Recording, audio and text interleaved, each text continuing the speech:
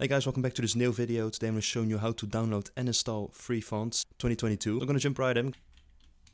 There we go. So you're of course going to have some websites here. Mostly have the free fonts. So you have DaFont for example, or 1001 Fonts. Those are a couple of pretty known font websites. So I'm just going to go with DaFont here. Alright, so as you can see, of course, we're going to have a big variety here of fonts, different genres, different styles. Actually going to go to calligraphy here. I think that's something I want to look at.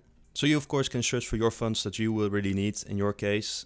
There are different styles, so there are different things you can use. So as I said, I'm going for calligraphy here. A couple of ones that I really like here, they look really nice, honestly. Okay, so I think I'm going to go with this one here, Billion Dreams. Honestly looks really nice. So what I'm going to do, so I'm just going to show you like this. So you can click on it and go to the font. So here you have the page of the font. As you can see here, you have an example, looks really nice. And also here, you can see how it looks in caps lock, without. And also, of course, the letters and the other icons. So there you go. So you probably guessed it, we're going to go here to download.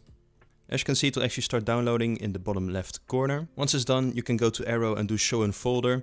So I actually have my own folder where I put in my fonts. It's in my downloads folder, but yours will most definitely go to your download folder. Okay, so I have it right here, Billion Dreams. I'm going to click on it. So this is the zip file. You will see what it's inside.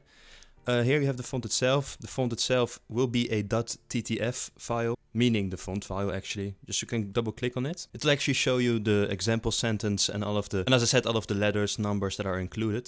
So what you're going to do here is going to go ahead and click install. This will pop up. Okay, and as you can see disappear, it will be done. So you can close all this. And what I'm actually going to do now is I'll actually go ahead in Photoshop and show you guys how it looks.